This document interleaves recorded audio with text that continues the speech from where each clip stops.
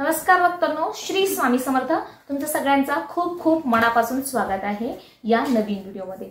श्री स्वामी समर्थ महाराज की जय. स्वामी महाराजांचा आशीर्वाद आपल्यावरती अशीच राहू द्या आणि आपल्या हाताने असंच महाराजांचं जे सेवा आहे ते असंच घडत राहावं ही स्वामींचरणी प्रार्थना आहे. चला आजच्या व्हिडिओला आपण सुरुवात करूया. आज एक खूप आनंदाची बातमी तुमच्यासाठी मी घेऊन आलेली आहे.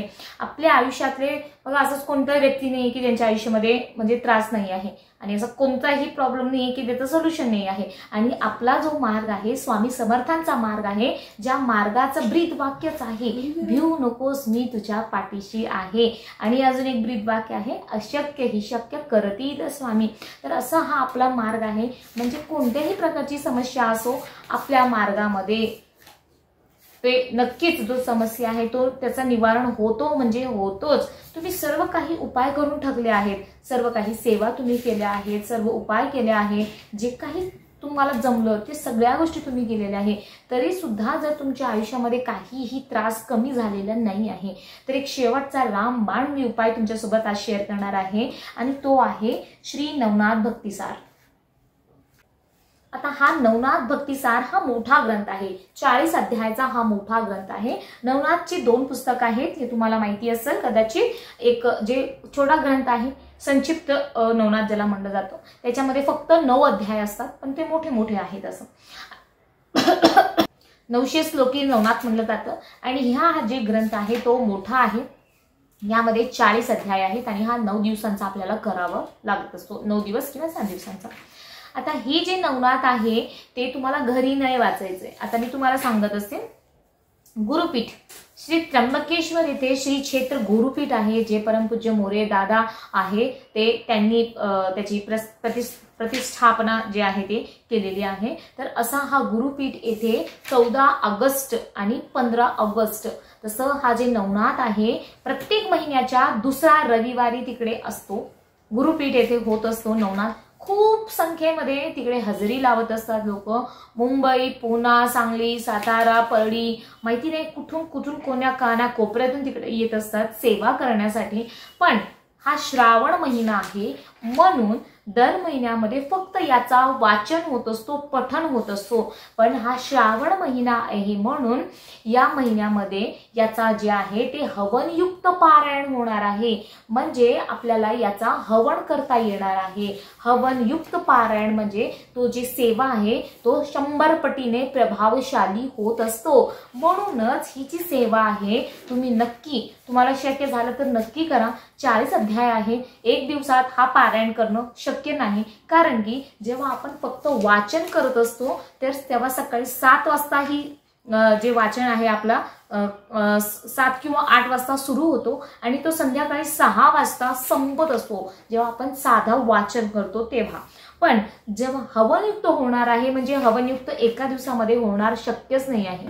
त्यामुळे हे जे वाचन आहे, हे जे हवनयुक्त नवनाथांची सेवा आहे ते 2 दिवस होणार आहे. म्हणजे पहिल्या दिवशी 14 तारखेला काही अध्याय जे आहे त्यांचा हवनयुक्त पारायण होणार आहे आणि जे उरलेलं आहे सेवा ते दुसऱ्या दिवशी 15 ऑगस्ट या दिवशी ही सेवा होणार आहे. आणि नेमकी काय आहे की 15 ऑगस्टला सगळ्या जणांना जे आहे ते सुट्टी असते, कारण त्या दिवशी पब्लिक हॉलिडे असतो. म्हणूनच खूप सोन्याहून पिवळी संधी तुमच्यापर्यंत आलेली आहे की फक्त 14 तारखेला तुम्हाला एक सुट्टी घ्यायची आहे आणि 15 तारखेला ऑलरेडी तुम्हाला सुट्टी मिळत असतो. आणि इतका हा प्रभावी सेवा आहे, तुम्ही एकदा येऊन बघा. तुमचे जे काहीच प्रश्न आहे सुटल्याशिवाय राहणार नाही. संकल्पित तुम्हाला ही सेवा करायची आहे. 14 आणि 15 असे 2 दिवसामध्ये ही सेवा पारायण जे आहे हवनयुक्त, स्पेशली परत एकदा मी म्हणते हवनयुक्त सेवा तुमची होणार आहे. तुमच्या आयुष्यातले बरेच प्रश्न जे आहे ते सुटणार आहे, कारण नवनाथ हा एक रामबाण उपाय आहे. शत्रूंचा तुम्हाला काही प्रॉब्लेम असेल, तुमच्या घरामध्ये संबंध बाधा असेल किंवा भूत बाधा असेल, पिशाच बाधा असेल, कोणी करणी केलेली असेल किंवा बाहेरची एखादी वाईट शक्ती तुमच्यावरती प्रभावी आहे किंवा शत्रू तुम्हाला त्रास करत असते किंवा काहीही नोकरीचा प्रश्न, देवांचा प्रश्न, काही पितरांचा प्रश्न सुद्धा असेल तर ते सगळे प्रश्न तुम्हाला या उपायाने नक्कीच सुटणार आहे. म्हणून मला असं वाटलं की हे गरजेचं आहे, कारण मी तर नक्की जाणार आहे आणि सगळेजण जातच असतो आम्ही, प्रत्येक महिन्याला आपण तिकडे जात असतो. म्हणून मला असं वाटलं की हा खूप महत्त्वाची सेवा आहे आणि ज्यांना आवश्यक आहे, ज्यांना खूप त्रास आहे, त्यांना नक्कीच तिकडे यावी. आता हवनयुक्त आहे म्हणजे काहीतरी मी आधीच सांगणार आहे की काहीतरी चार्जेस तिकडे लागणारच आहे. जेव्हा आपण हवित द्रव्य घेत असतो, हवित द्रव्य म्हणजे त्याच्यामध्ये गहू, तांदूळ, तीळ, साखर असं मिक्स करून जे आपण हवित द्रव्याने आपण जर हवन करत असाल तर त्याची 500 रुपये असतं. एक हवित द्रव्य घेण्यासाठी 500 रुपये. तर डिपेंड करेल तिकडे गेल्यावरती, एक्झॅक्ट मला सांगता येणार नाही. पण जेव्हा आपण भैरवचंडीसाठी आम्ही जात असतो त्यावेळेला तिकडे जर तुम्ही हवनयुक्त यजमान पदावरती तुम्ही बसणार आहे तर 5000 तिकडं एका जणांना असतं. यजमान म्हणून तुम्ही बसणार आहे म्हणजे हस्बंड वाईफ किंवा संपूर्ण फॅमिली तिथे बसू शकते. इतका हा सुंदर असं तुम्हाला अनुभव म्हणजे खूप तुमच्या आयुष्यामध्ये अनुभव तुम्हाला देणार आहे. एवढी चांगलं प्रभावी सेवा आहे ही. म्हणून कळकळीने माझी विनंती आहे की खरंच तुम्ही जर खूप कंटाळून गेलेले आहे आयुष्यात, म्हणजे असं तुम्हाला वाटतंय की आता जगण्याचा काहीच अर्थ नाहीये, इतका तुम्हाला त्रास तुमच्या आयुष्यामध्ये असेल तर ही सेवा करण्यासारखी आहे, अनुभव घेण्यासारखी ही सेवा आहे. नक्कीच या. परत एकदा मी सांगते की हवित द्रव्य असेल तर 500 रुपये असेल. एक्झॅक्ट मला सांगता येणार नाही कारण ही भैरवचंडी जी सेवा असते आपली परमपूज्य मोरेदादा हॉस्पिटल इथे तिकडचं सांगते मी. नवनाथाचं मला एक्झॅक्ट माहिती नाही, अजून मला ती माहिती मिळाली नाही, पण होणार आहे हे कन्फर्म आहे.